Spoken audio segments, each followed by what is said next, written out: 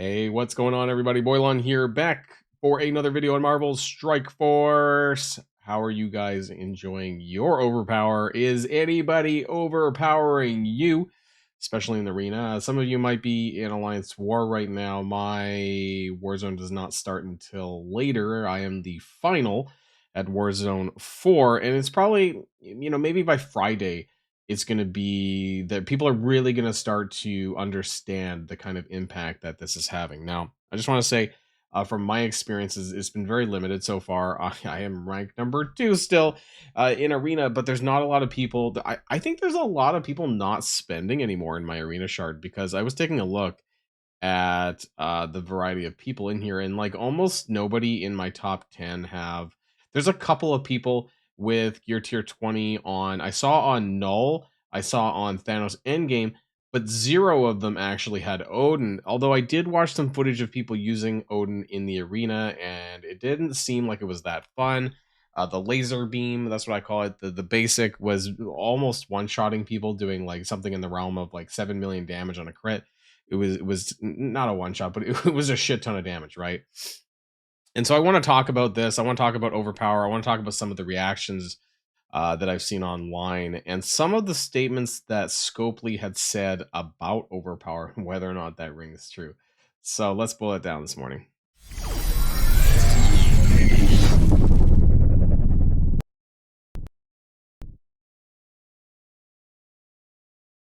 Okay, I want to start here. Now, this was the Overpower blog post, right? You guys kind of remember this one? I so hold on. I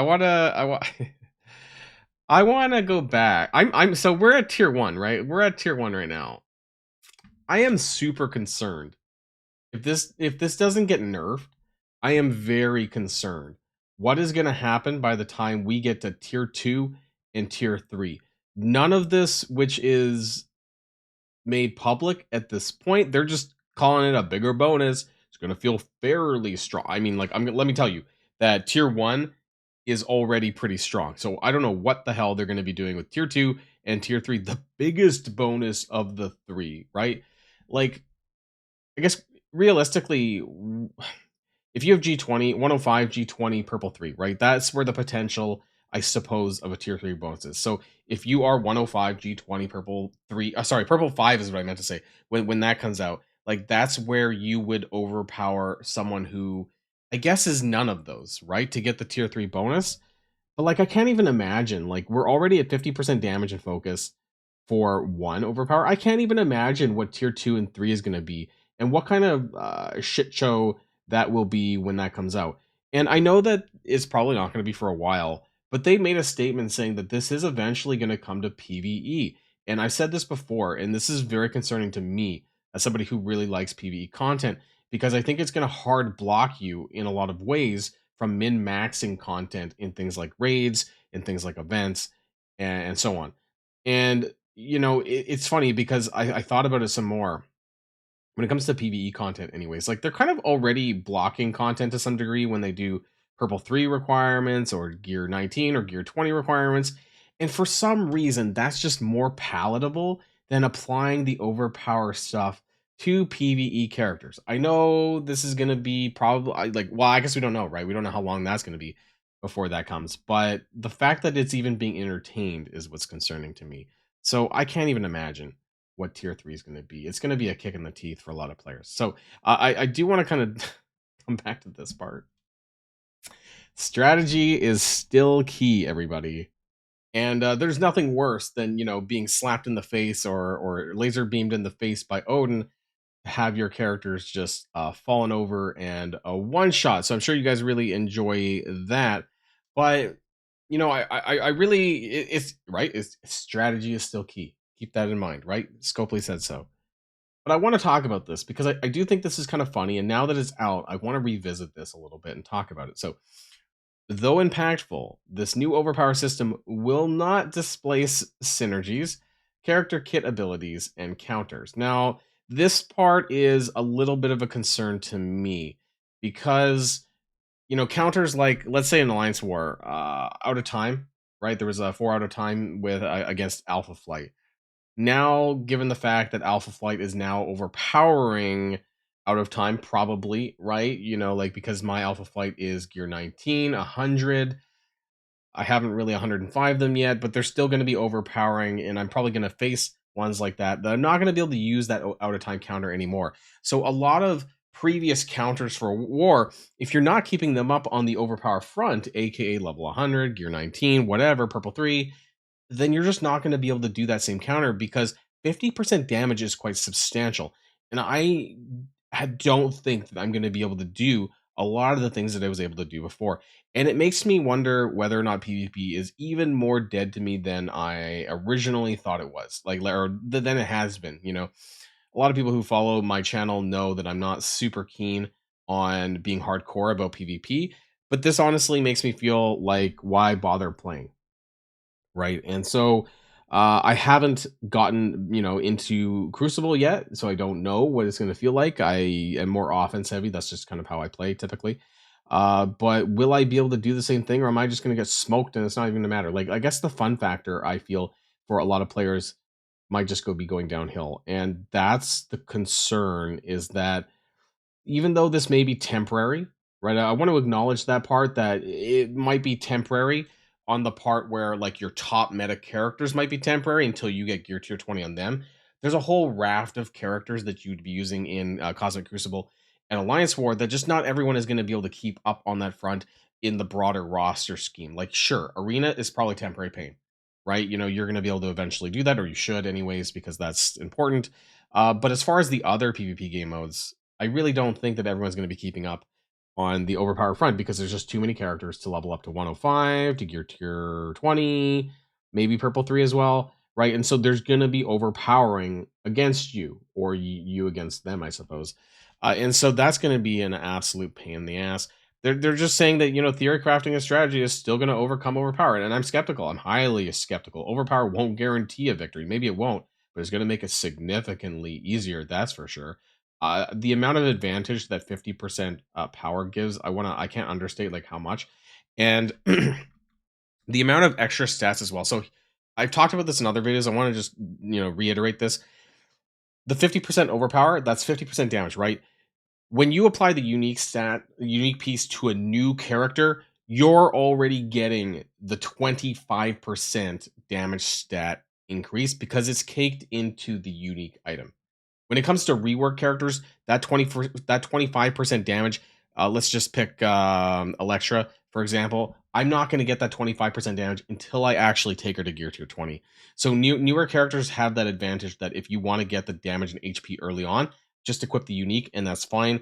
When you upgrade new characters to G20, you're going to get the 25% in armor and resistance, but the health, damage, and focus typically comes from the unique piece, whereas rework characters, because their uniques are so garbage, you're not going to get that full 25% across the board until you do that. So if I were to just hypothetically, G20 Electra, she would get 75% damage, as far as the overpower rank against other rank 10 overpower character. That would take me to 11, right?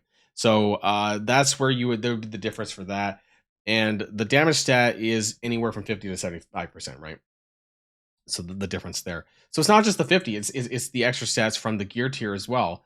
That's going to make a significant difference, and it's just a lot.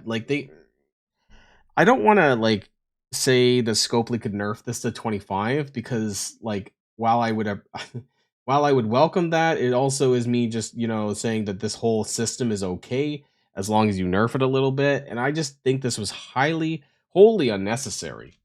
And on the back of I actually was kind of excited with the announcements with Age of Annihilus and the overhaul to the game, to the stores and all of that. But I feel it's like we're taking one step forward and two steps back. And Overpower is that two steps back. And they talk about it here. We'll expand to PvE game modes. This is going to be the absolute nail in the coffin. This is going to fucking kill the game. I'm telling you that it's going. People are going to start leaving in droves once this happens. If they're not already within the next month, once people start reflecting on the severity, I suppose, of not just one rank, but like up to 3 ranks of overpower, I can't imagine what the hell that's going to bring. There was a couple of Reddit posts that I think are of note. This one here by Winky Winky Bums. Overpower is worse than I thought. Let's go into full screen mode, actually. And this had a total of 140 upvotes so far. And I think this was kind of interesting, mostly because of the comments, right? You know, this is one of the earlier posts from yesterday. My alliance faces crazy punch-ups in war, but it was doable with the right team comps, correct matchups, tricky, sticky defense teams that focus on confusion and occasional sack attacks. Now, when all that's out the door, all that matters is whose whale numbers are higher. We're so cooked. I wanted to sort it by best comments. All right, maybe is that the same as upvote, top voted? Let's do that. See what kind of some of the it's still the top one anyways. This seems like desperation from the devs. They aren't making any money. I said this, that it's just a way to get short-term financial gain to convince people to spend on G20 offers to upgrade their characters. I don't think that this has the long-term health of the game in mind or the player's happiness. So I'm really kind of disappointed about all this personally. Let's put I don't know why I didn't have my cam box there. And so I just don't understand why they're deciding to do this. Overpowered is Cooking Me by Funny Beach. This is, well, now 72 upvotes here. I'm a casual arena player. I float between 30 and 55, often would go lower if I miss a day or two. Now can't get above 60 because the Overpowered is too big of a thing to beat with the best team. One person is now is Endgame, Gladiator, Null, Apocalypse, and Gore at Overpowered 10. I go in with that and done this multiple times. Should be easy, but nope. Get 2 turns and all in. Like, Odin's basic hits really hard if you're being overpowered against. Like, I'm just going to say that. This is such a terrible idea. I don't understand why this had to happen. I know why, because they need to make more money, right? Or they want to make more money or spend top spenders. I don't even think whales are happy about this. I think maybe, and I don't speak to a lot of top Krakens, but I'm just going to go out on a limb and suggest that's probably why, is that they want a bigger advantage oftentimes they do.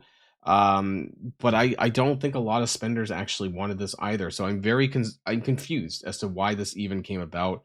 Who pushed this forward? It's not good for the health of the game, in my opinion. I don't know how this is going to play out. I just saw a video of a G20 Overpower 11 almost wipe out a team on his swipe. That is exactly kind of the things that I'm seeing in videos. In other videos, it's absolutely crazy. So at the end of the day, this is doing, I guess, exactly what Scopely, like, I've warned in a bunch of videos. I knew this was going to happen. I knew people were going to feel this way. And I think that it's not going to be really fully understood until people start playing more war, a la Cosmic Crucible on Friday, right? You know, where I'm not going to be here. And, you know, there's going to be more outrage throughout the week. And I cannot imagine what further Overpower is going to do to the game. PvE Overpower is going to do to the game. And whether or not they walk some of this back, as far as nerfing it a little bit, we'll have to see, right? Will they respond to outrage and negativity towards this? I did not expect a single bit of positivity. I have heard a couple of people, you know, voice positive aspects to that. I think there were people who thought that it would breathe life into older teams. And I don't really think that's exactly what's going to be playing out here. I don't think that's what's really on the table for most players. You know, breathing life into, I don't know, recently meta characters that are kind of on the way out. I don't think people are going to want to have to, because people aren't going to bring them up to gear tier 19, 105, whatever you need to overpower the enemy with those teams. I just don't think it's going to happen because we're all going to be focusing on the latest things, right? That's just my thoughts. Anyways, let me know what yours are in the comments down below, and I'll see you guys on the next video. And if you like this video, make sure you hit that subscribe button if you haven't already, and you'll be greatly helping out the channel. Have a great day, and I'll see you guys on the next one.